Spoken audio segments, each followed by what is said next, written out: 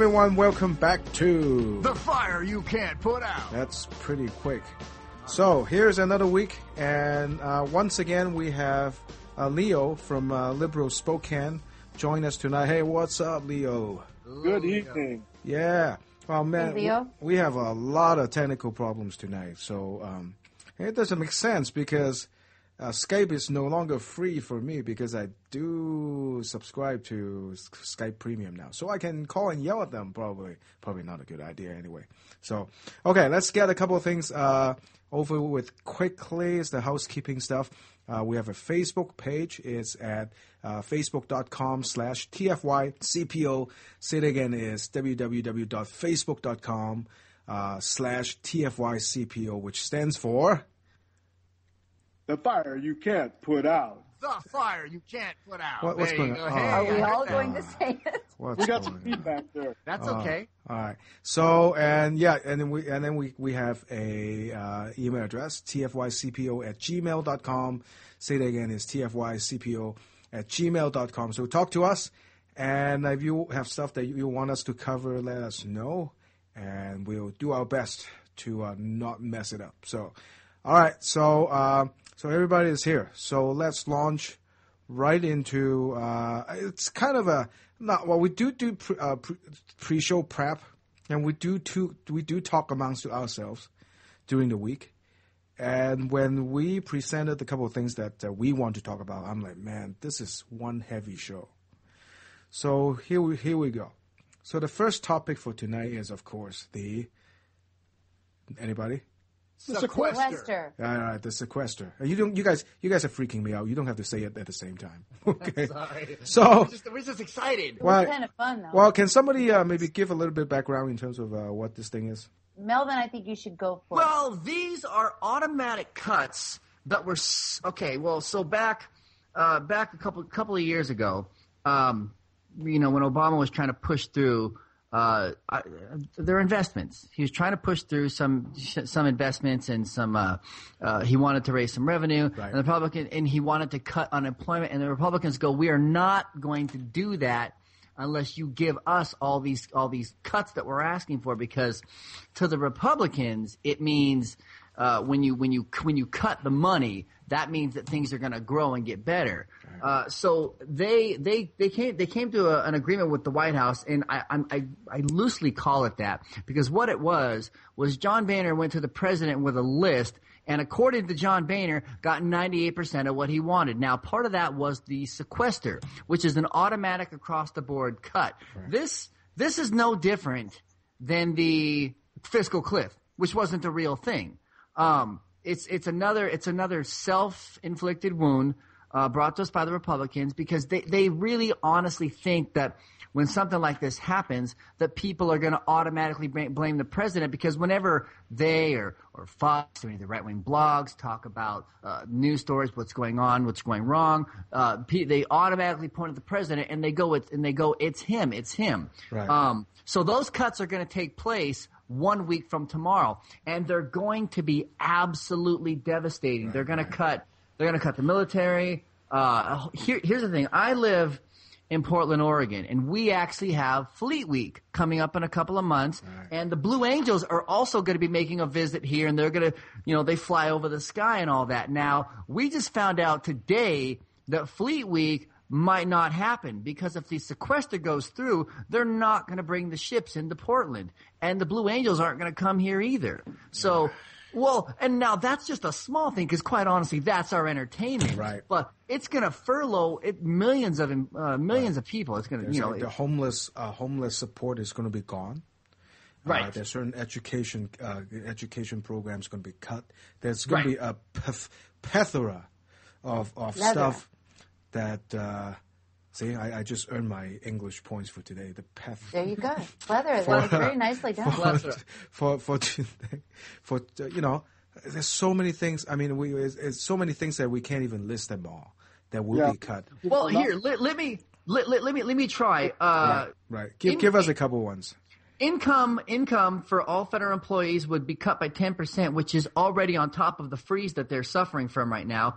Federal agencies will furlough hundreds of employees, reduce essential services such as food inspections, air travel safety, prison security, border patrols, and mission-critical activities.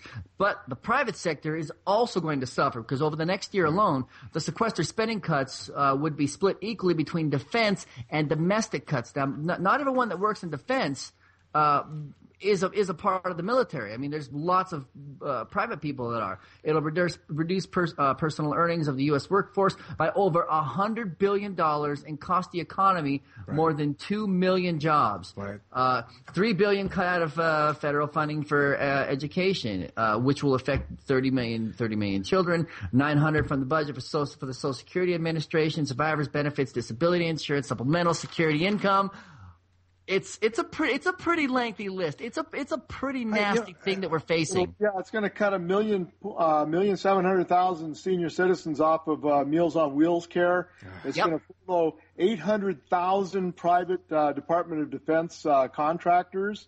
Yeah. This just goes on and on. You know, I mean, every time something like this happens, it always turns out that the people who need the most care, need the most help, they're getting screwed.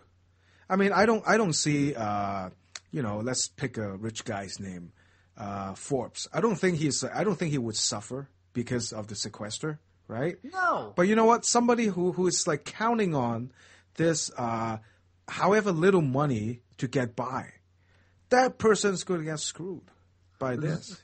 More than half of our budget, more than half the federal budget goes to the military. Right. And so they're coming to us and saying these programs that help millions of people but are just a small part of the budget. If we cut these things, we're going to be in much better shape. And what that's going to do is that's going to affect 1 million plus or 7 million plus regular people, and then they can go to everyone and say, "Hey, it's Obama." Right. I saw this thing today that somebody is asking, "Hey, why are you guys like freaking out? Because the sequester is only going to cut like maybe 2% of the entire budget." Oh, can I answer that one? No, go ahead. Well, let me say this one first.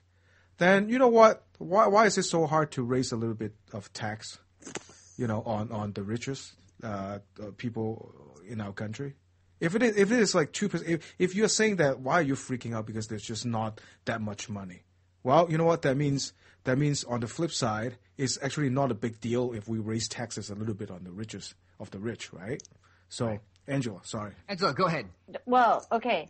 One of the myths about this is that it won't hurt the economy at all. It's totally going to hurt the economy. In fact, there are Republicans out there saying that including an article in the Wall Street Journal, that it will lead to more jobs and investments. Right. And the fact is, it's going to cut growth. The Congressional Budget Office says fiscal tightening will have growth in 2013. Right. From Market Watch, the U.S. economic growth in 2013 will be 1.4%. The Congressional Budget Office estimated on Tuesday, up from a previously estimated decline of 0.5%. Pinned on the so-called fiscal cliff. They said, however, that growth would be 1.5 percentage points faster in 2013 if not for fiscal tightening, including the so-called budget sequester. Dollar for dollar, Krugman, okay? And you have to listen to somebody like Paul Krugman. He explained that cutting government spending, just like the sequester, would not lead to an inflow of private investment. Nope. I know and he's saying Marco Rubio actually suggested this. Wait. Are you talking about Marco Rubio? Hold on. Are you thirsty? Let me get something to drink. Did anybody see Paul Ryan on Meet the Press? No. Was he drinking? He actually had the cojones to say, "Hey, if Mitt Romney became president, we wouldn't be having the sequester." Well, yeah, because like his party basically set up the game. Yep. And and they basically run this whole thing. So I'm guessing that yes, if Romney becomes president, which is even I have trouble even saying that, then they're just not going to bring it up because it's their guy. Krugman says Rubio got this stuff in the first place because hold on. Yeah. There wouldn't have been any discussion about raising the debt ceiling, which is where all this started. Right. I mean, it's almost like sometimes when the president and Democrats do stuff, especially Harry Reid, right? A lot of times when some of these guys do stuff, okay, I don't know if they just being back into the corner, they have to do this, or they just can't see like 6 steps ahead. There's so many times when they set something up with the other side. It's almost like right away, what shows up in my head is that lobster head general from Star Wars. It's a trap, every time, right? So, I pulled up a story last night from where because what had to happen was Boehner had to sell the idea of the sequester to the Republicans because knowing that it was going to cut so much out of the military. So when he did it via PowerPoint presentation, and you'll never guess who was by his side when he did the presentation. There's a picture of it too, and it's pretty devastating. Kathy McMorris Rogers. Oh, of course. Yeah. Why not? Yeah, well, because he put together a PowerPoint presentation, and this was what year? Because that was 2011. Krugman says 2011. Because Krugman says that Rubio's getting his stuff from the Heritage Foundation guys, what they were saying 4 years ago. Right. So this sequester has been around for a long time. Boehner had to sell it to the Republicans, knowing what it was going to do, and so he put together the PowerPoint, and now that PowerPoint's been uncovered, and it's everywhere except for, the usual suspects, like Heritage and Fox and Drudge. Yeah, it is. Well, it's not really in most of the air quotes liberal media either. It's on just a few of the more progressive. Correct. Yeah, it's just going to be worse, And see what kind of rabbits that can be pulled out of the head right now because I mean if this actually comes through, it's not good. It's not good for anyone. Polling right now favors Obama. Yes. He's nearing 60% with his approval rating, and these guys are still down in Dick Cheney's numbers, right around 8-9%. So, and when polled, people say, we're pretty sure that this is just the Republicans. So, most of them. Of course, you've got your wild-eyed teabaggers who think Sandy Hook didn't even happen. So, but so I mean, he's at least up front for the time being, not going to take the blame. But I tell you what, if those unemployment numbers start suffering, fingers are going to point directly at the president, and the Congressional Republicans are going to be amongst that crowd. It's a trap. And the people who are out there calling for this are people like Krauthammer. Well, that's you know who Krauthammer is? Yeah, right? yeah, the Fox News guy. Okay, he in an opinion article he said, "Call Obama's sequester bluff." Right. He thinks the Republicans need to use sequester as a bargaining chip, claiming it's the only opportunity to exact spending cuts out of the Obama administration. When in fact, Congress has already approved large spending cuts. Yeah, it's all a game, There's a hashtag ObamaQuester. Hashtag ObamaQuester. Right. It's kind of a mouthful. ObamaQuester? Yeah, ObamaQuester. Yeah, that's the word the Republicans made up, hoping that their hashtag would catch on. It was part of the PowerPoint presentation too. Okay, so anything else on the sequester? It's kind of, to tell you the truth, it's kind of depressing. Well, okay. By the time we do our show next week, we will be just hours away from the sequester. So, I mean, obviously, no matter how the sequester turns out, this is going to come up again. Right. So we'll see where we're at this time next week. We don't get hit by a meteor. Meantime, consider the fact that you could be waiting on the tarmac for hours if you're in a plane because of the sequester. Right. You could be waiting for hours. Since they're cutting TSA personnel. Exactly. That's right.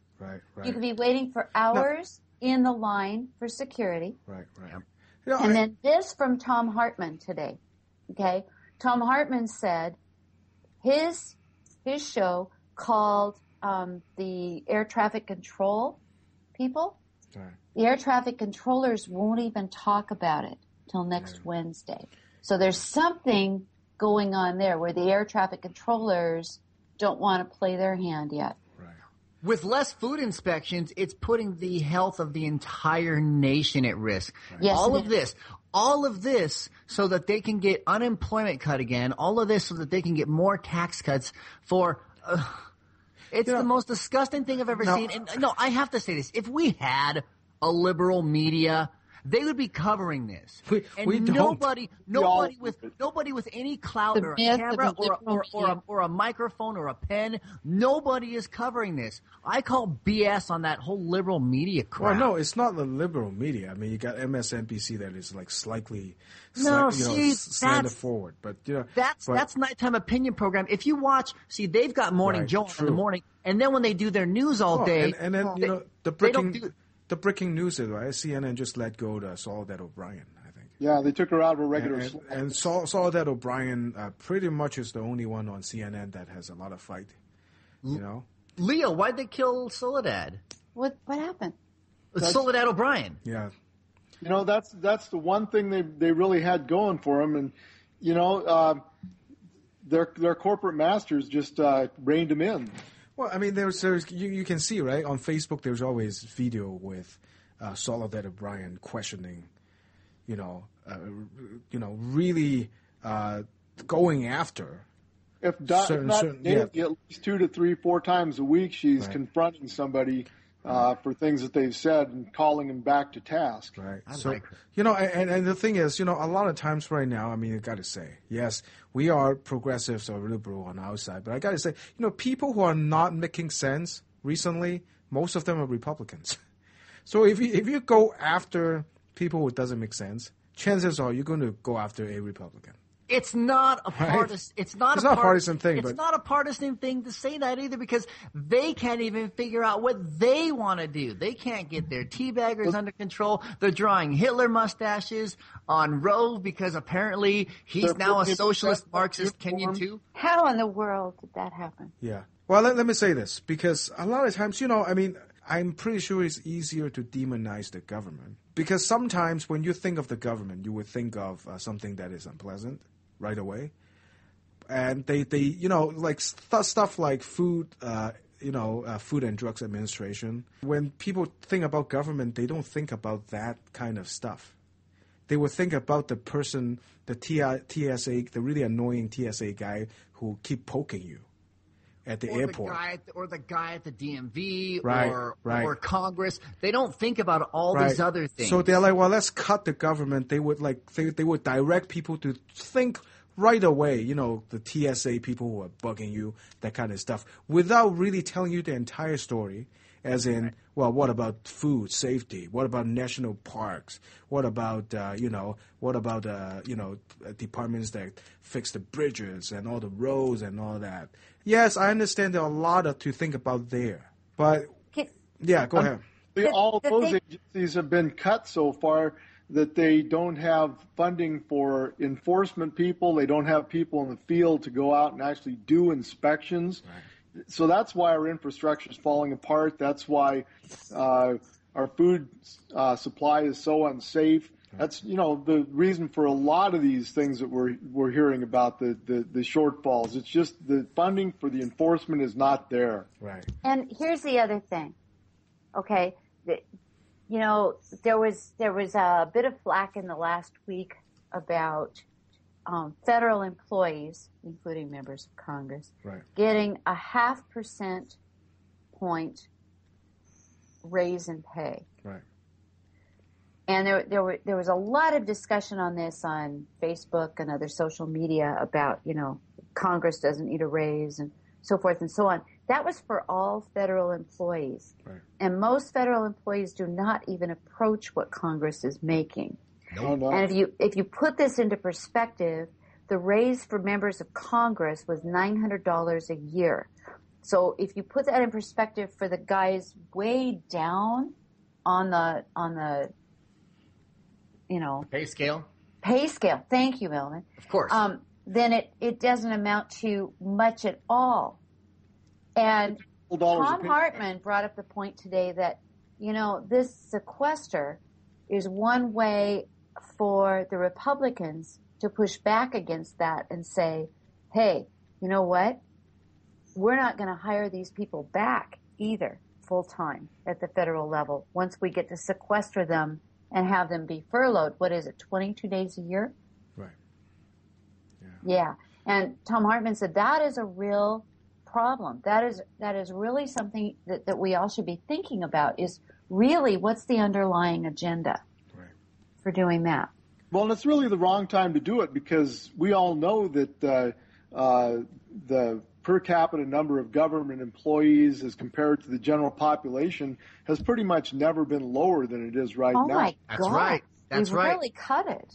We have, but that doesn't matter, because if you flip to any right-wing media, and I don't care who it is right now, I haven't looked at Drudge today. I generally check Drudge every day. It's probably the screaming headline at the top of Drudge right now that Obama's increasing the size of government. Right. It doesn't matter. Facts don't go matter. Away. No. It's like, let's go back. They can put the spin out there, and the right wing media picks it up, and it's believed. They keep catapulting the propaganda. Well, it's easy. That's what it's called. It's easier, of course, irrational stuff. It's easier to put it on a bumper sticker than, reason and details and things that, that actually explain stuff. That's the two-word culture. Right. So, let me say this, to wrap this one up. The government there are a lot of waste here and there, but it's better to fix it than to just say screw it and cut everything. I've got some waste that we can get rid of. Do you know what an oil depletion allowance is? Go ahead. Oil companies get this because when they drill a hole, they make the argument to the government, this hole that we drilled, God, every day we wake up, there's less and less oil in this hole, making it less and less valuable. So we deserve to be subsidized for the declining value of this hole that we're drilling oil from. Right. And they get subsidies. And what we've already taken out of the ground. And exactly. But they get subsidies back every year for every hole drilled. With every bit of value that it loses, they get a subsidy back from the government. They don't get a tax cut. They don't get a tax cut. We cut them a check. Yeah. Question for you, Melvin. How much does BP oil owe us for all the oil that escaped them? I don't think it's a dollar figure. I think it's karma. Yeah. Well, actually, you know what? I've got a dollar figure, but we're going to get into those SOBs later. Right. Yeah. Okay. So again, it's harder to explain, how to fix it than just say, screw it. Let's just cut everything. But keep in mind the people who is even though yes, the sequester may be affecting only like 2 or 3% of the federal budget, but it's which 2% are we talking about? That is the important point. I think it's just not good to get sucked into that little trap that says, it's only 2%. Well, where's that 2%? If those 2% is like useless, weapon system, I guess we're all going to be okay, right? Outdated weapon systems. The people who actually take the money that's being given to them and spend it, and right. And recycle it back into our economy. Right. Okay, next topic, people. So go ahead, Melvin. It's your show. Yeah, no. Let's go ahead and let's move into the CBO's report about tax cuts. Right. I think it was about a year and a half ago. The CBO which is okay. Just a little background.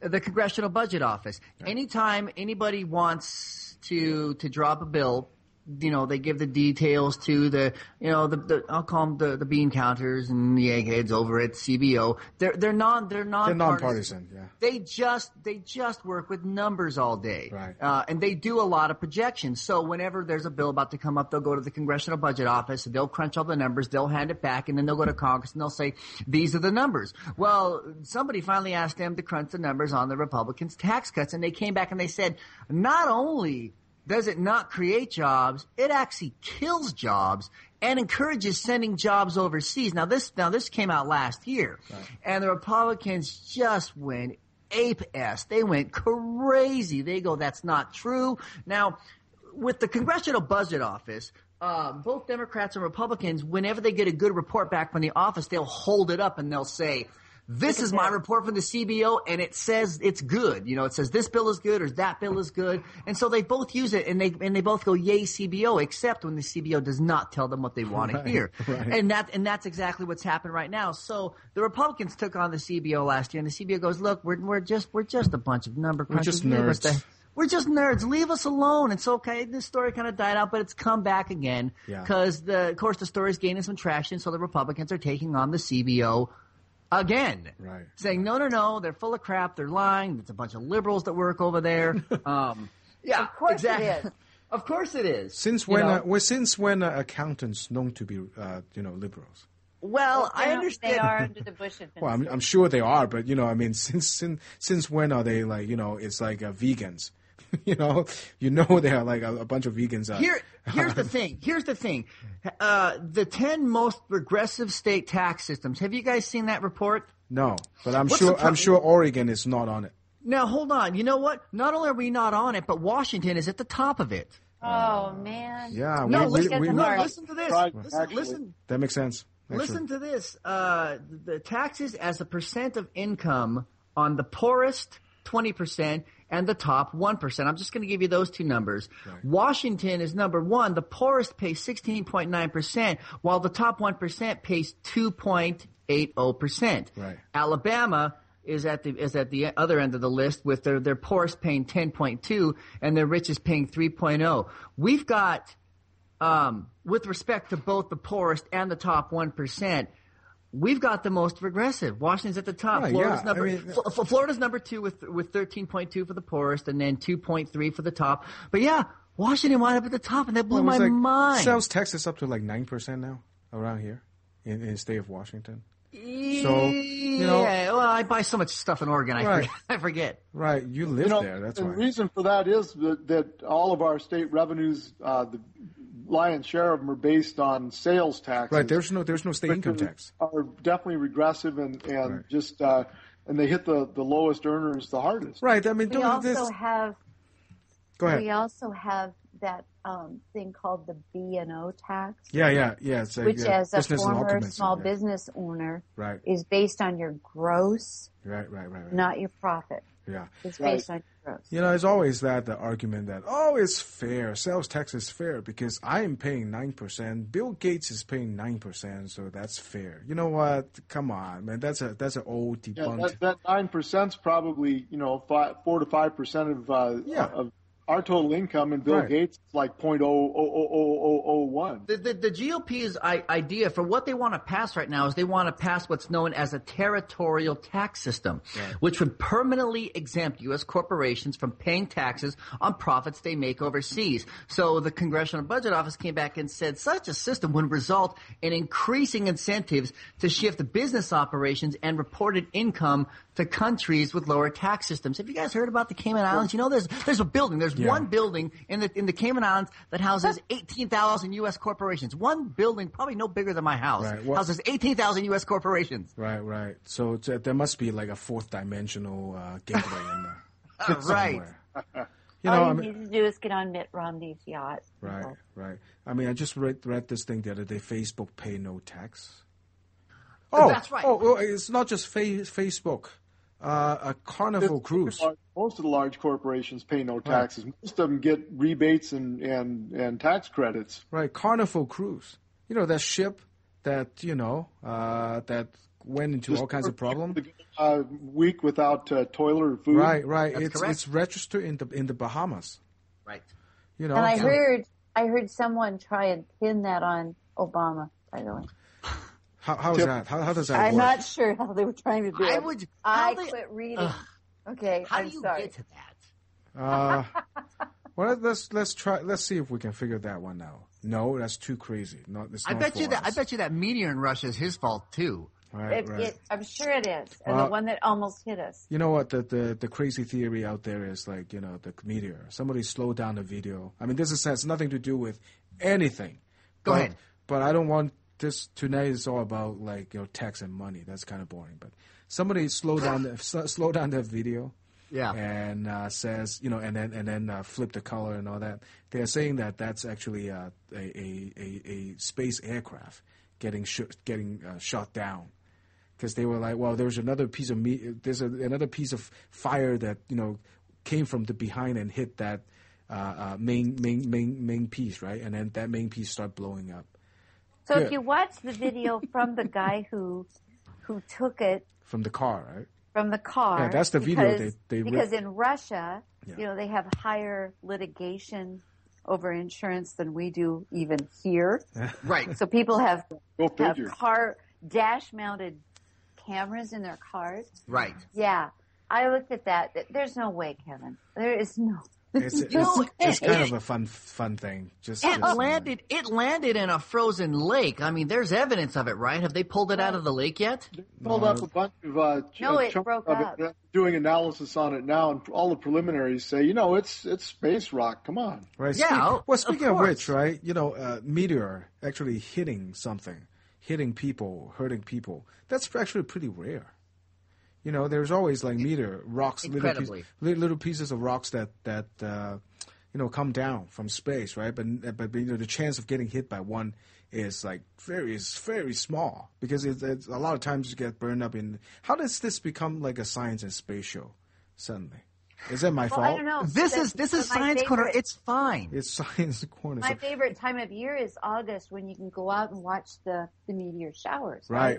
The side showers, yeah. Right. Yeah. Well, okay. Well, let's use this to circle back to tax and government spending. Woo, I mean, NASA. Right. Well, if we cut most of the spending, how are we going to know when these things are coming at us? This guy that just passed 17,000 miles away from us, how are we going to see those coming? Right, yeah. Let me tell you, did you know that they only knew about that, the one that came so close to us, they only knew about it a year in advance, and that's too late to do anything about it. Right, well, you're right. That amateur astronomer who actually started tracking it. Right. Yeah.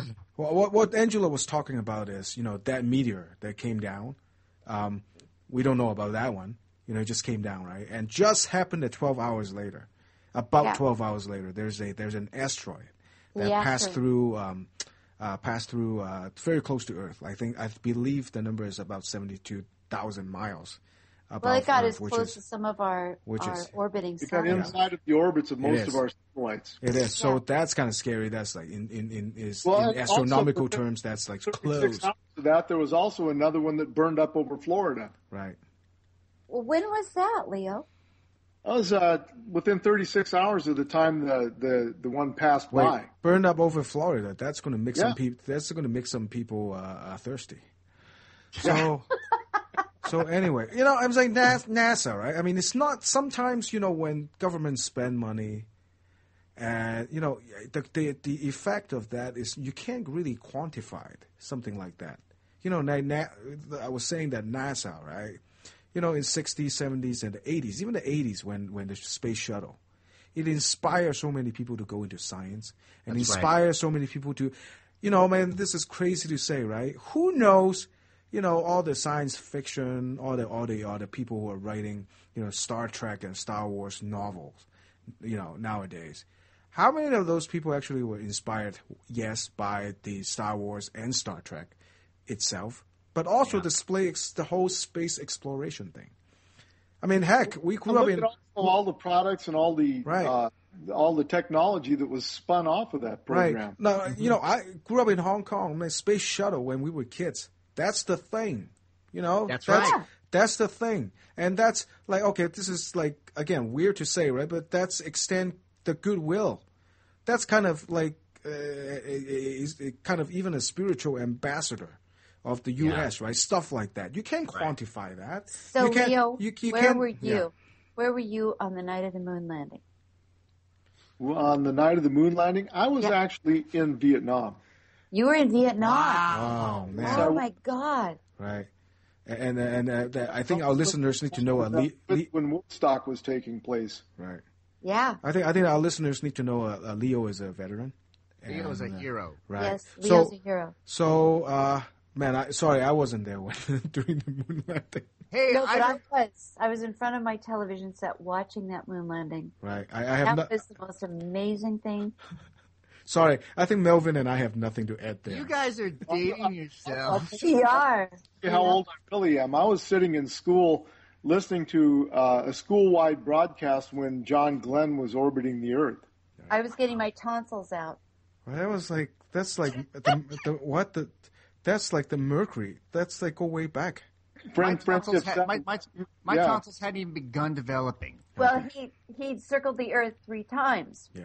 And I remember as I was undergoing anesthesia, hearing the countdown. Wow. Okay. Yeah, that was going on in the clinic. Well, you know what, which is interesting because now that we're talking about all these space exploration and Meteor and just once again prove that talking about other stuff is more interesting than talking about, tax cuts and the sequester and all that, right? Who wants to really talk about that? But, but I guess that's one of the reasons why the other side is very successful in terms of like just simplifying the whole thing and making it, so lopsided in terms of, the public argument. So one of the things that separates us obviously from the cons is our sense of natural curiosity. Yeah. We well, quite honestly, I mean, we do. We think these things out. We discuss them. We're always striving for more. And anytime I hear a conservative open his mouth, it is a talking point that I have heard from someplace else. I can't go anywhere on the dial, not even a music station, without somebody calling up the DJ and going, "What do you think about gun control?" What are you doing? This is a music show. We're back to gun control. No, we're not going to get on gun control. But these guys are invading the dial, every corner of the dial, and they go, "Well, gun control. What about Chicago?" And I go, "Chicago, God, they're all on the same talking points." What the larger point that I make has absolutely nothing to do with guns and everything to do with the natural curiosity that we have, that we speak and we think these things out. And these guys are just running around with the same playbook, reading out of it. That's I have to if you do a CAT scan on a large section of the population, they can actually interpret the results and tell you whether you're more likely a liberal or a conservative. Yep. Direct to your brain. There's a chemistry. Well, yeah, okay. I don't know how accurate that kind of stuff is. It's good. No, it's good because what it does is for liberals, it shows activity in the brain, and conservatives, it does not. I'm being non-scientific now. You'll have to forgive me. It shows activity in certain portions of the brain and development in certain areas of the brain, right. And from that they can interpret that the more empathetic parts, right? Right. Yeah. Okay. Leo's right. I do have to say that, there still are some conservatives out there, I'm sure. We just don't hear from them. Right. Who actually think things through and who actually have, things other than talking points. It's just that the people that Barry Goldwater warned us about years ago seem to have confiscated the GOP. Okay, let's get off the money thing because, I gotta tell you, my cats. Well, like the cats are always sleeping, so what's the difference? The cats are bored. So, well, all I can say is I think everybody can agree with me. Keep an eye on this. I know it's boring. It's like a lot of money crunching. A lot of number crunching, and it's kind of dry sometimes. But you know what? This does affect a lot of people. Affect a lot of things, and keep an eye on this. Because it's going to hit everybody. This is far from being over, right? And stuff like, money in politics does drive everything. Stuff like the postal service. Saturday service is going to be cut soon if nothing else is going to happen. So stuff like that. Okay, so let's move to something. Well, and it's going to cut the FDA too, so right. They're not going to be able to follow up on genetically modified labeling or anything like that. Very nice Nicely segue. done. Nice. Yeah. Very nice segue. So, Wow. Angela, take over. So more than 60 countries require GMO, genetically modified organism food, to be labeled as such. In fact, did you know the United States produces genetically modified food that we turn around and try and sell in other countries, and those other countries come back to us, like France and other countries in Europe, come back to us and say, we can't accept this food product because it has genetically modified ingredients. Right. And so our food industry from the United States can actually cut that stuff out and make it a healthier product that goes out to consumers in the rest of the world. We don't have a law in the United States that GMO foods are labeled as such. We don't have a federal law, right? But we don't have a federal law. Right. The state of Washington. We don't have one either. The state of Washington has an initiative. Right. Okay, that is being discussed in Olympia. If it doesn't go to a vote at the legislature, it's going to end up on our ballot. But it's actually going to require that genetically modified food is labeled such in supermarkets. Now, not in restaurants. So, Leo, that would be interesting for you to weigh in with your son's friend. Before Leo comes in, California was trying to pass something like this, and it failed last year, and narrowly. A lot of it because the food industry actually do a lot of lobbying and, shall I say, propaganda. Well, and that's what's going on here. Only Alaska has enacted legislation requiring the labeling of genetically engineered fish and shellfish. Right. Okay, yeah. Now supporters of Washington's initiative have talked about that global agreement about genetic engineering that I just talked about a minute ago. Right. But the U.S. leaves it to the corporations developing the technology to determine their product's safety. Right. Okay, so yes. Thank you very much, Leo. I mean, it's like the people who are producing the GMOs are actually going to determine whether or not there are GMOs present in a product. And here's the other thing. Okay, I'm sitting here looking at an article online about this from HuffPost. Right. So I'm getting a few facts here. Right to the right of this article is an advertisement for Pepperidge Farm. Of course. I'm sorry, and I don't want to pick on Pepperidge Farm, but how many GMOs do you think are present in the stuff they're advertising here? I want to hear from Leo, and then I've got a question for all of you. Go ahead, Leo. Well, I was just going to say that there is some challenge going on too in this. I don't know if you guys read. There's a 75-year-old farmer who's filed lawsuit against Monsanto. I did. I heard about him. I did hear this. Yeah, because they basically sue farmers who don't grow genetically modified crops because the pollen gets across into their and because they hold the patent on these, and their crops are now suddenly polluted with GMO pollen, and they're producing GMO seed. They're suing these people for infringement of copyright and because you have to use brand new seed every year. Exactly. Yeah. You're not allowed to retain seed from your previous crop. Right. So it's just insane. There is some contesting of this going on, but it's few and far between. Are you guys aware of the VAT tax? No. What? Value-added tax? The value-added tax for every time you add another step to the processing of something, it increases the price of it. Sure. So what it does is it encourages more things to be natural. Now they've got the VAT tax in quite a few countries, and it's working out pretty well for them. Right. And I think we could use something like that in here. Now, obviously, it's not going to pass our house right now because Well, the house is kind of owned by. Anyway, I'm not going to say their name here, but I think a value-added tax would, it's certainly what Monsanto is doing is shady at best, and I think it's terrible that they have that kind of a tight grip on something like our food, because I don't know about you guys. I don't have a garden outside my house. I got to go to the grocery store, so I'm kind of at the mercy of the people that produce our food. Right.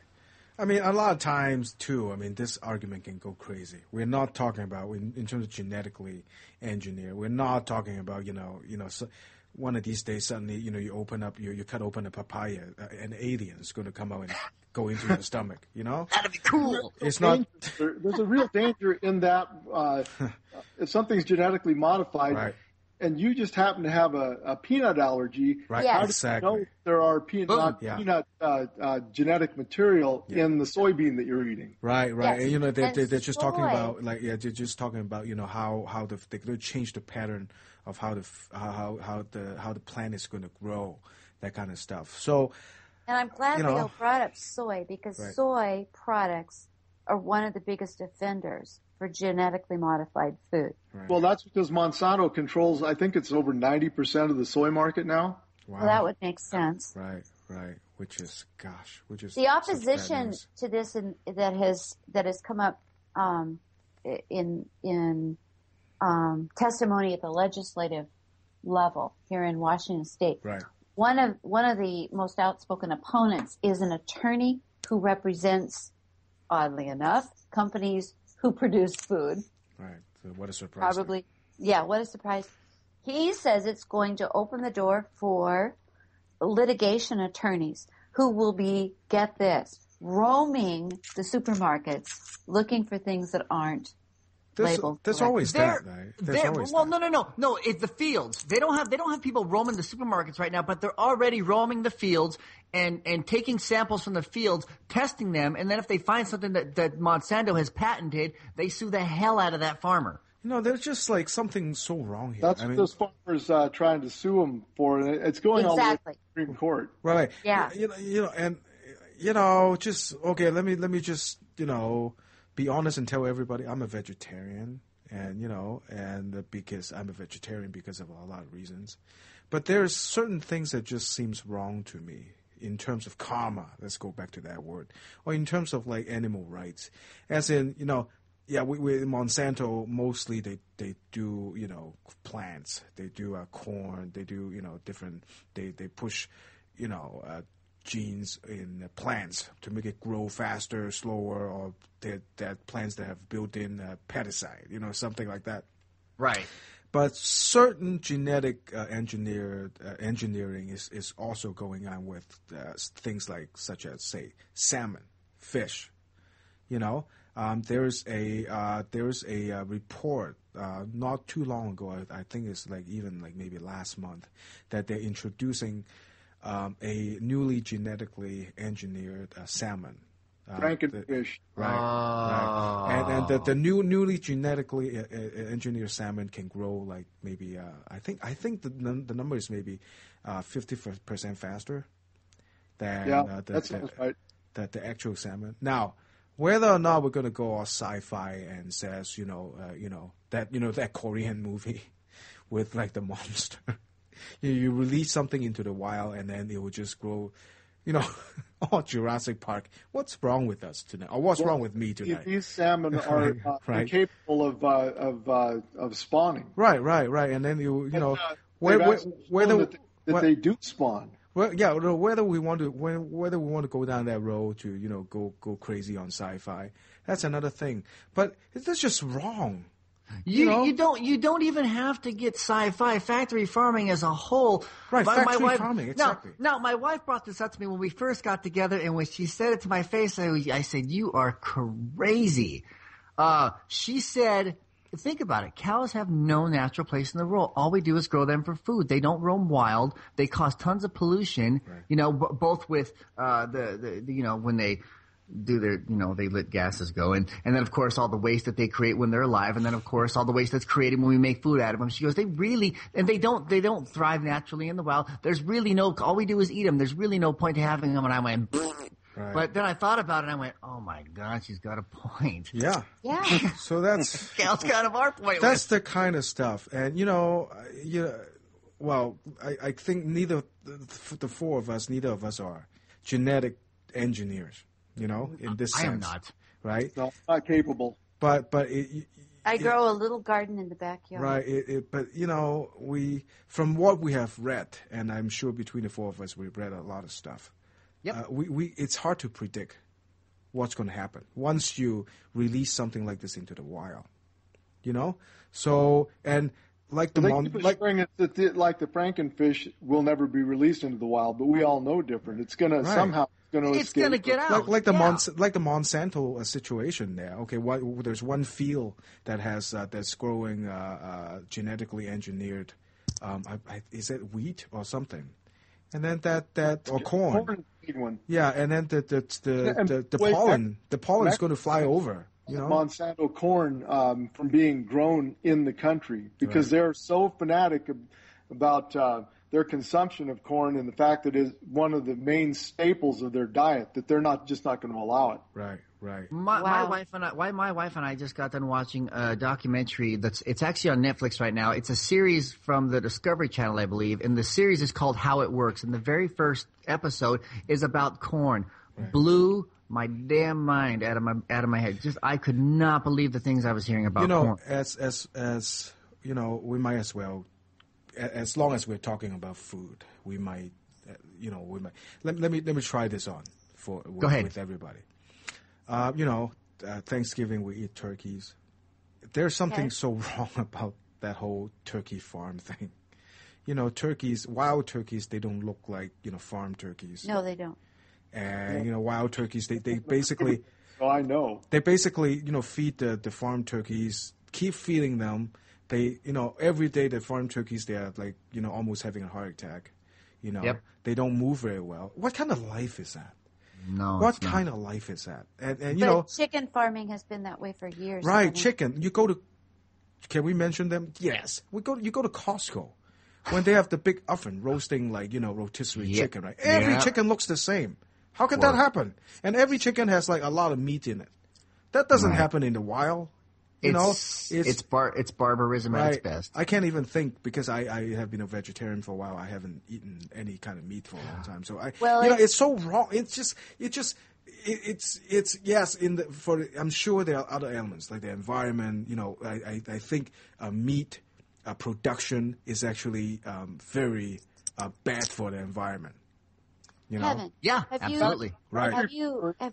But there's a right way to do it that's not damaging. But in terms of karma, that's so. Here we go again. Why am I on this whole karma thing tonight? Well, I don't know, but have you explored eggs? Do you eat eggs? I do. I'm a vegetarian. I try to go vegan as much as possible, but it's impossible. So have you explored how the eggs, where the eggs come, and what cage-free means? Right. That's. Yeah. It's awful. okay. Pick your head up there, young buck. But you understand, right? This is not. So my daughter has urban chickens. You can get eggs from her. Right. Okay. So but this is. I really urge everybody to really look into this because knowing what you're eating is important. Which is a funny thing to say, right? You open a Snickers bar, you don't know what's in there. There's an ingredients list, but you can't tell what half those things are. Right. Well, I can't because I have a chemistry degree, but hey. But you know what I'm saying? Like Twinkie. What's in a Twinkie? I don't know, but it has a shelf life of how long? Right. Longer than cockroaches. I was going to ask. I was going to ask Leo. Hey, do they have Twinkies that during the Civil War? No, he probably not. That's horrible. Well, I can't remember quite that far back. I think I was diapers then. I think they had them in Vietnam, though, didn't they? Oh, absolutely. Yeah. Absolutely. Yeah. Wow, that's so crazy to think. Have about. Did we ever talk about Twinkies on this show? That happened before we had the show, right? Yeah, I think that happened before we got the show. Okay, let me just say this. Let me say to kind of wrap this whole thing up. Go ahead. Just buy local. Yeah. And then you can be assured of where it's coming from. And I don't know if you guys watch Portlandia. you can actually get the history of the pig or whatever and go visit and check his lineage. Oh, I can't. love that. See, I can't. Get into his genealogy. And Right. Well, Exactly. Well, okay. Well, this is kind of like. Let me circle back. And talk just lightly on this one. Well, yeah. I mean, yes, buy local and buy organic, or whatever. Buy Whenever better possible. food. But you know what? Poorer people have no choice on this. That's right. I mean, they have to. Some of these poorer people in our society, they actually have to live by the dollar menu, and your local, and at the worst food with the worst kind of nutrition is in those places. But they have high no carbs, choice. low nutrition. That's right. Yeah. So having You know that 11% of the average American's diet comes from fast food. Yeah, I heard that this morning. Yes. Yeah. No. If I may ask a personal question, real quick, and of course we are going to wrap this up. How personal are you? Is that now? I could say 6 months ago that was probably pretty true about my diet, but it's not anymore. Would you guys say that that's relatively accurate for what you would eat in fast food I or never eat takeout? fast food. Qualifier on that Nice. is that as the income increases, it becomes less and less percentage of your diet. Right. Yes. Boom! You know what? You are dead on, Leo. Yeah. That's right. Which, Leo, what kind of a statement is that on our culture? Is that just awful or what? That's a bad statement. Oh, that's awful. But an accurate one.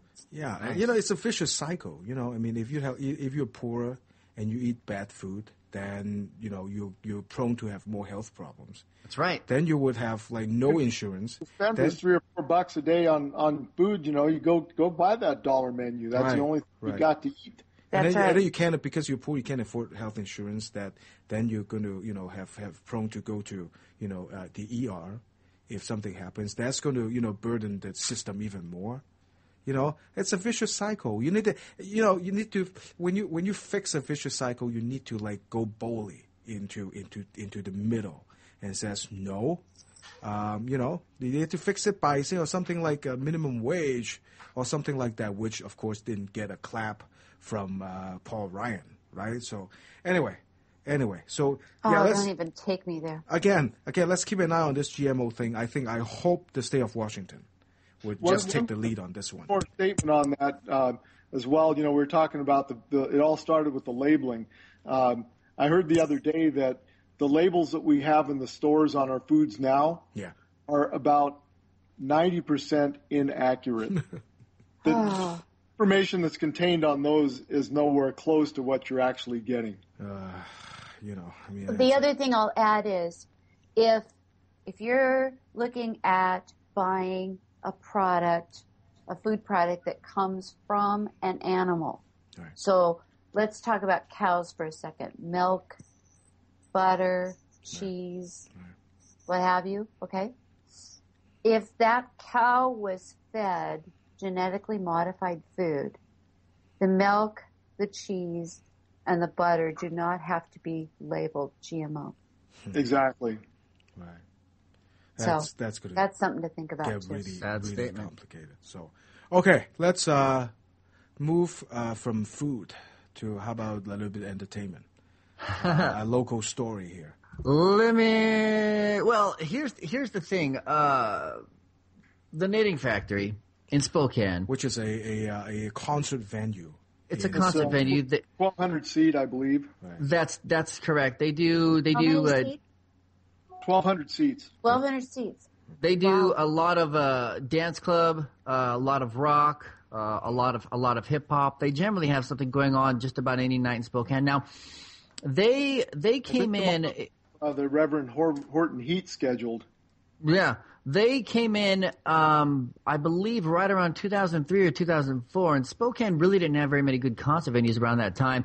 And immediately when they came in, now Dempsey's used to be located directly across the street, Right. so immediately the first problem that came up was when the gay folks from Dempsey's would be outside smoking and the concert goers across the street would be outside. There would be a clash because homophobia would kick right in, realizing who was across the street. So problems started there right away. Of course, hip-hop concerts, which I've attended a number of, are notoriously violent. They tend to draw on a lot of lower income. They tend to draw on a lot of gangs. They tend to draw on a lot of socially and economically disadvantaged people. And you get those people in that kind of a room. And I say this in the interest of full disclosure. I listen to hip hop music, and I can tell you that it really only it educates about the way people in those kind of situations feel. But it also it enrages them sort of when they hear it. Rock concerts. Rock these days is incredibly heavy. So what you got is this house where, I mean, it's entertainment. I have never heard a song or watched a movie and decided to go nuts based on, you know, the rhythms and the music. But it does happen with a lot of people. Right. So with the kind of music and the dancing and the drinking and the drugs that are happening there in the house. There's alcohol and there's quite a bit. Alcohol. And you know what? They frisk everyone before they come in for drugs and weapons, but the weapons are one thing because it's metal. They can kind of find that, but not the drugs. So the police get called there with some frequency for stabbings and shootings and fights and things like that. And of course, they were called there this week for a shooting, I believe. Right. Yeah. And so the Spokane police decided that they'd had enough. Was in a parking lot across the street, and then there was a private party in the club. Yeah, well, and then there was a retribution shooting somewhere else in town that Maple and Nora. Yeah, that they related to retaliation from the original shooting. Yeah, I don't know. I don't. As a musician, I don't really know how to approach this one because, I do think music have a certain effect on people. I've only been to one concert there. Right. We went to Citizen Cope last fall. Right. I have played on that stage on 2 separate occasions and attended at least a dozen concerts there. And yeah, I'm one of those guys. I played that incredibly raucous, loud, obnoxious music. Right. But you know, I mean, it's I don't know. Somebody help me out here because I don't have anything. Well, you're not really involved in that a lot. Oh, well, true. Okay. Yeah. You know, an update on the story. They've and I'm not sure what kind of deal they worked on. I'm sure we'll get details here in the future. But the concert house is back open for the time being. Right. But hey, I'm pretty sure that if things don't calm down, they're just going to shut that place down permanently. Right. Well, it's a partnership with the police department. Right. Correct. Now the Knitting Factory is a chain. So their management isn't here in town. They flew into town to meet with police to get that place open back up because it's pretty lucrative. Right. Yeah. I would think. What are you going to say, Leo? Yeah, it's a lucrative business. You got the corporate boys coming in, and they're going to throw some money at it, and they will make some changes in order to make sure this club stays afloat because they don't want to see it go down the tubes. Right. I mean, it's important too to have a venue like this in a town like Spokane. That's it's not just that they have DJ parties and rap and that raucous kind of stuff. Like I said, Reverend Horton Heat is coming in here, and they have a variety of different kinds of acts. So not every group that they are program they put on there incites this sort of a reaction. Right. I mean, everything has to be in the right perspective too. I mean,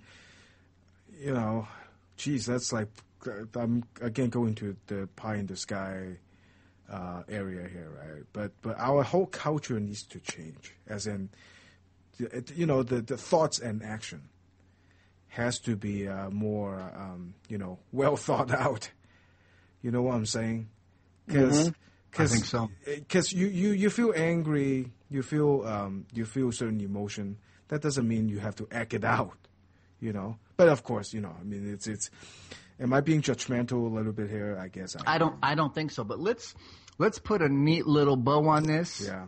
All right. Oh well, I was just going to say, something like a knit factory is very important for, especially like a place like Spokane, which I'm going to make some people angry, but well, I'm going to say it. Spokane is a smaller town, and there is already not a whole lot going on in terms of, art and culture, right? Man, I'm going to get so much. No. We are a medium-sized market. Right. So it's important to have an outlet for arts like that. It's impossible to go. It does provide a diverse product. They're not homogenous in what they're presenting every week. Right. It's different groups, different genres, different crowds coming in. Those kinds of things are very important to a court, especially in a core area of the city. Right.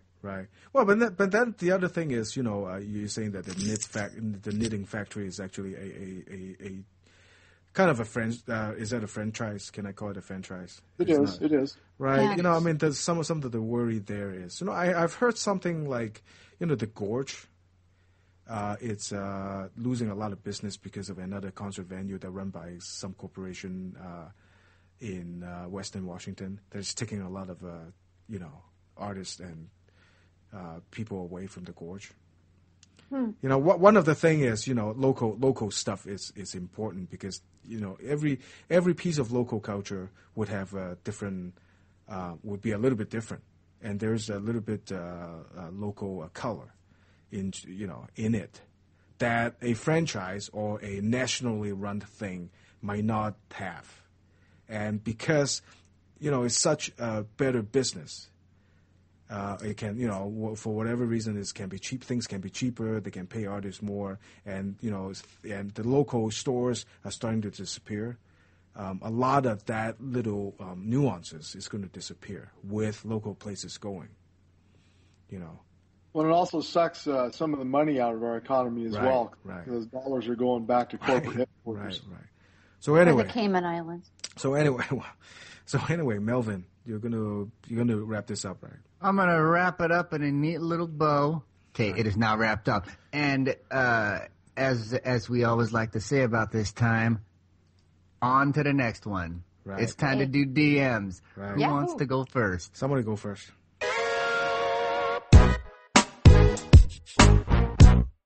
Well, I picked one this week that has a local flavor to it. 60-year-old Joe Ricky Hundley. There's a good old boy name for you, huh? Was flying on a flight from Minneapolis to Atlanta. He lives here in North Idaho, and there was apparently a couple flying that had an adopted baby with them. The adopted baby happened to be a black baby, and it was fussy at landing time. So this Joe Ricky Hundley turned around, slapped the baby, was 2 years old, and he said, "Shut that N-word baby up." Oh, gosh. So he's now been charged with assault. The FBI's looking into it, but most significantly, he worked for a company called AGC Aerospace Defense Composite Group. And they've got a local outlet called Unitech Composites and Structuring. Well, corporate headquarters got word of this and said, "Buddy, you don't exhibit the principles, the core that we're looking for in our employees. You're fired." Oh, that surprises me. Justice. Oh, man. Karma.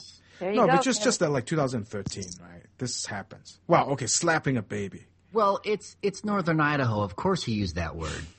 Well, of course. I mean, there are two things wrong here: slapping a baby, right, and the racism. We've got two really horrible things going on with this guy. Sarah Palin's from Northern Idaho. Not a surprise. Well, unfortunately, there are a lot of decent folks who actually live in Idaho, and I know quite a few. So do I. Unfortunately, it's this kind of thing that serves to preserve the reputation, and and doesn't allow the area to move forward. Right. Yeah. It's gosh. Okay. Anyone else? DM. On to the next one. Go ahead, Melvin. You should do it. I was gonna do two this week, but I've decided to take on the Independent Women's Forum next week because I wasn't able to gather enough But I'm incredibly mad at them. But I'd like to go. That the Independence Women Forum. We're not going back to gun control again. Oh no! It has nothing to do with gun control. Okay. But they're on my S list right now. Okay. But I would like to go over BP tonight. Now, if you remember, obviously, a couple years back, we had the Gulf water, the Gulf. The oil spill in the Gulf. Right. Which shot millions of gallons of oil into, after the Deepwater Horizon broke, and then, 11 men lost their lives, and then it went on for weeks and weeks. It just spilled oil. Well, litigation went on for years, and eventually the court said, well, okay, fine. You guys have to pay $15 billion for the cleanup, and as a penalty, and they fought that incredibly hard, and they got it worked all the way down to $4.5 billion. And how much did they make this last year, Melvin? Now, hold on a second. Now they're making the case that $4.5 billion is incredibly excessive, that they shouldn't have to pay that. So now they want to sue the federal government, because obviously the government's the one that took them to court, but they're unable to sue the government because of a Supreme Court decision back in 1890 that the Supreme Court made and was upheld in 1999. The 1890 case was Hans versus Louisiana, and the 99 case was Alden versus Maine, that said you cannot sue the federal government unless they give you permission to. So they're basically just making their case right now that they shouldn't have to pay the $4.5 billion. Now, between the manslaughter, dirtying up the water, killing animals, killing an ocean. Killing an ocean. Over at HuffPo, they stacked up all the numbers, and they said actually BP owes us collectively, and of course you can't put a value on a human life, but they said they actually owe us $192 billion. And they should pay up, and they're right now they're working so that because they said the 4.5 that's just too excessive. So yeah, they're at the top of my S list right now. Right. I mean, go ahead, Leo. I say deservedly so. Deservedly so. Well, I mean, a lot of these like oil spill and things like that. I mean, yeah, we put a dollar figure on it, but it's actually more than just a dollar figure. There's some stuff that went away and they don't come back. Yes. And certain animal species, because of disaster like this, get severely damaged. The food chain got severely damaged, and certain things just disappear. They don't come back. And you still have oil globs washing up on the beaches throughout the Gulf as well. Right. And, ask the sea turtles about it. Right. And, a lot of these are, who knows? I mean, a lot of these, like, oil spill can lead to, pollution, and a lot of these pollution lead to, ill health, health problem, health concern. And, I hope, I don't know if there's any studies, but somebody should study whether the health, whether the Gulf, compared to the health statistics before and after the oil spill, to see if there's any difference. Well, it's going to be a long time before you can come to any conclusions, right, because the dispersants that they used are all carcinogenic. So it's going to be a long time. Yep. And the other thing they did, and the Republican Party's always stuck on jobs and all of that. Was, as all of us are, but they're unrelenting on the unemployment figures and stuff. What this did to the economy in the Gulf, right. Tourist-wise, fishing-wise, people relying on the sea for their income. Right. I mean, wow. Right. Okay, Angela should go because I will, because you don't want to do consecutive things if you want to do. I'm happy to bring this guy up. His name is Republican Representative Mick Mulvaney from South Carolina. Is that even a real name? Mick Mulvaney. I mean, all these guys. Anyway, it's like a villain's name in Austin Powers. Mick Mulvaney. Okay, he's from South Carolina. He met on Tuesday night with his constituents. And when he opened the floor for questions, one of his constituents brought up Benghazi. And Mulvaney was moved to speak about it passionately. There were times in our nation's past where, if our ambassador was killed, it was cause for going to war. We're treating it like it was a cause to, go down and order a pizza. And that's just not right. That's not right. Somebody else in the crowd said, impeach him. And he responded, everybody says, now wait a second. What are you guys going to do about impeachment? Now remember, okay, this is not an impeachment discussion. You don't get impeached for having bad judgment. I think I'm just going to leave it there because we're going to do an upcoming segment on Benghazi. It's like they're not even real people. Also ignoring the fact that there were, how many attacks were there during the 8 years of the Bush administration? Exactly. Right. To be fair though, people died, including State Department employees, died during those attacks, and not even one mention. Right. To be fair though, this whole impeach Obama thing, it's kind of the payback. Kind of. I mean, it's like, to remember the Bush years. Oh, yeah. A lot of it is like, because Bush started illegal wars and stuff. We have to, there's like bumper stickers that go around that says impeach Bush. So right now they're like, well, it's their turn, so they're going to impeach Obama, blah, blah, blah, blah. But, that kind of stuff. Okay, so my dishonorable mention goes to an Arizona resident named Keith Smith. Sorry, whoever you are. And he is actually one of the people who was yelling at John McCain during one of the town hall a couple of days ago. And they were talking about immigration. Now, we all, I think most of us are very familiar with, the anti-immigration was the argument on, the arguments on the other side. And, he would say something like, where's the fans? They still want the fans, to build the fans, at the U.S.-Mexico border. And then McCain says, well, in case you miss it, I show you. Well, okay, so he's pointing at the fence, right? And then the guy yelled, cut off their welfare and all their stuff and they'll go back.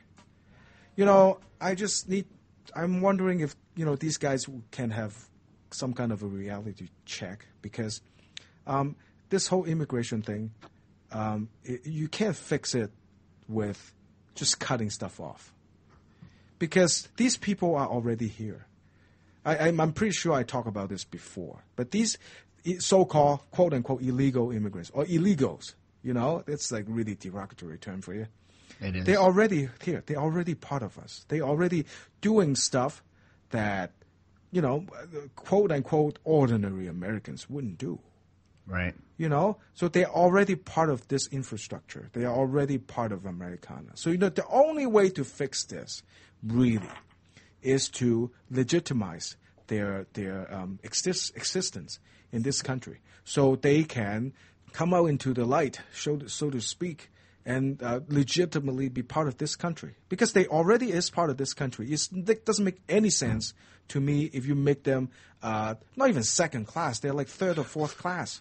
They have like a lot of these people think, cut off their welfare. A lot of people think, being an illegal immigrant is like being on a cruise ship that works. They thought like that is no, it's not. Try to run around town with no identity. No valid ID. So here's what. But a lot of that is racism. I'm sure if all the illegal immigrants are from Norway, that would be how this whole issue is going to be looked at is going to be different. But yeah, so that's what I'm going to say. Well, being an immigrant, being an immigrant, being somebody who is of Asian descent, and being somebody who doesn't look like quote unquote an ordinary American as defined in the most traditional, whether good or bad way. I feel really strongly about this because you know what? I know you think. I know you have your own thinking in terms of what America is all about, how Americans should look like. But you know what, dude? You are wrong. So you know what? Get that out of your head. Get some education, for God's sake, right? That's my DM. Well said. Outstanding. That's my word. All right. Okay, it's time. Are we? Do we have enough DMs and do we have enough number crunching stuff? I think we're good. Okay, I think we're good. Well, there's plenty more DMs out there, but that's all. That's it's all. DMs are all over the place, but we don't have all millennium. Correct. Well, it's time for Angela's Literary Corner.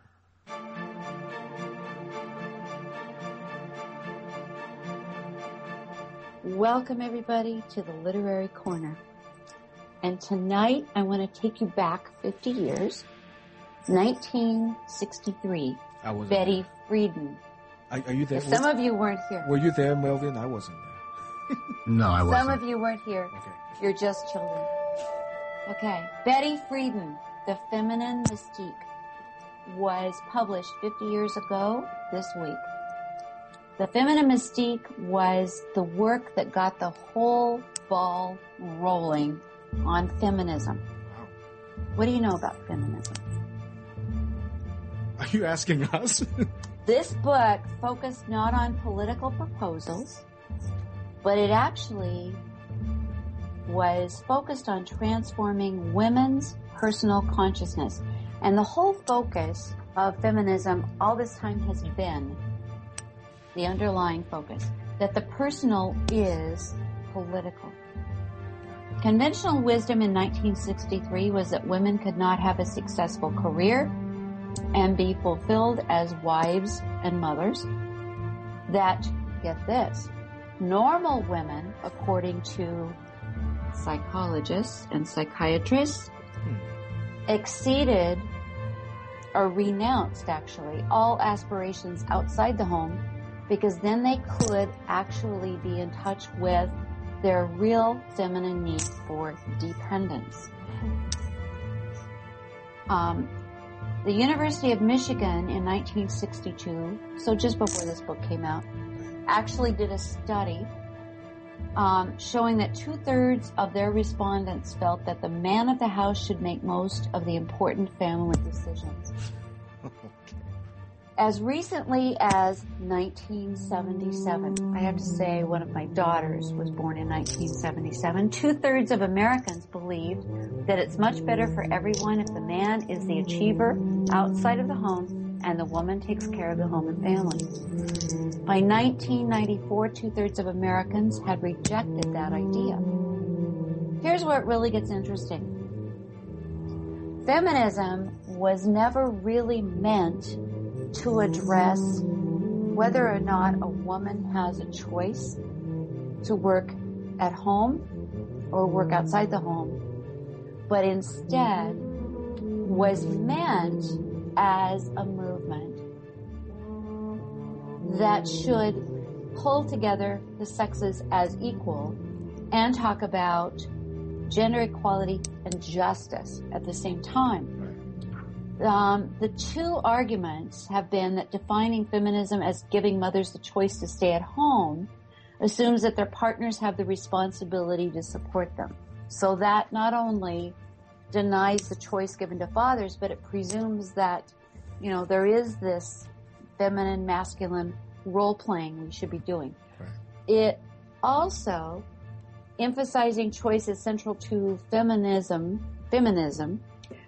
denies and ignores the millions of single mothers with no partner to support them. Right. Okay? Right. So it just takes them completely out of the equation. And they indeed are part of the feminist movement. Right. This all gets into perspective when we consider two elements that have been at odds with each other during the last 2 decades especially. We've had 2 decades of increasing and intensified demands in both hours and stress in the workplace. Right. And we've had little progress in adopting policies that are family friendly, either social policies or workplace policies. 80 years ago, 1933, the Senate overwhelmingly passed a bill to establish a 30-hour work week. Wow. The House of Representatives rejected it. Does this sound like any time recently? It's never changed. The more they stay the same. Something never changed, right? 5 years later, we got the Fair Labor Standards Act that gave us the 40-hour work week. Now, that was a move in the right direction because up till then, there weren't any standards out there. However, as we moved forward into the 1960s, Americans worked fewer hours than their counterparts in Japan or Europe. But between 1990 and 2000, work hours increased. Today, 40% of men in professional jobs work 50 or more hours a week. Low-income workers may work fewer hours, but may have frequent changes in shifts, mandatory overtime with short notice, and often work 2+ jobs. So this includes men and women. By 2000, the average dual earner couple, so that's two people working in a home, worked 82 hours a week. 15% of the people who are dual earner couples work 100 hours or more per week. 70% of American children live in homes where every adult is employed. So in 20 years, we've had all these extra stress and hours put on workers in this country, but we haven't passed any initiatives to help families accommodate family and work demands. Yep. The Family and Medical Leave Act guaranteed workers up to 12 weeks unpaid leave after a child's birth or adoption. Only half of the total workforce was eligible for that. And despite a requirement for private rooms for pumping for nursing mothers, you need to consider that other nations with comparable resources have passed important work-family reconciliation acts. The United States falls, with respect to them, last, dead last. Out of 200 countries studied by Judy Heyman, the Dean of the School of Public Health, UCLA, 180 countries offer paid leave to new mothers, paid leave, and 81 to fathers as well. 175 countries mandate annual leave for all of their workers, and 162 limit the maximum work week. The U.S. doesn't even come close to this. Right. Here's the issue. Betty Friedan, 50 years ago, put out a book saying women should be empowered to do whatever it is they want to do. And we have forces in our culture that have said, okay, so women can come into the workplace, but we haven't made any provision for the really difficult choices that both men and women together face, and single women, when they have to work in that workforce. Right. That's where we are. And I'm getting this information from Stephanie Kuntz, who is a family history professor, Evergreen College here in Washington State. Yep. So we've come a long way, baby, which is really going to date me, isn't it, Leo? Well, we've got a little further to go. Well, and today we're hold on. We got long. Is that from a cigarette commercial? It was. Right? Virginia Slim, right? Virginia Slim. I can't believe That's that. exactly right. Yeah, I do know that because that's from the other side of the Pacific. They used to play that. Well, we're still today talking about the Lilly Ledbetter Act, and we're still talking about women. I mean, I was going to. Yeah, you're right. Yeah, you're exactly right. I was going to bring that up because don't ever think the struggle is over yet. Because just look at what's going on. You know, the whole abortion debate, equal paid. Oh, equal pay didn't get any kind of applause at all from Kathy McMorris. You know. With respect, it's amazing to me that the women can sit on their hands when you're talking about issues that directly affect their own sisters, their own daughters. Right. With respect to women, gays, African Americans, Latinos, it seems at times that, at least in this country, the struggle for them is going to be eternal. Yeah, well, you didn't mention Asian, so we're not even in the thing. You guys got it all. Shut up. Anyway, so okay, so this is this week's show. I mean, we went through a bunch of stuff that is not very appetizing. I think I can use that word because it's like money and finance and all that. But it's all very important. So I guess the main thing is, please, everyone, keep an eye on these issues, because that's going to affect us immediately and a long way down the road. So, yeah, anything else to add, everybody? No, I'm good to go.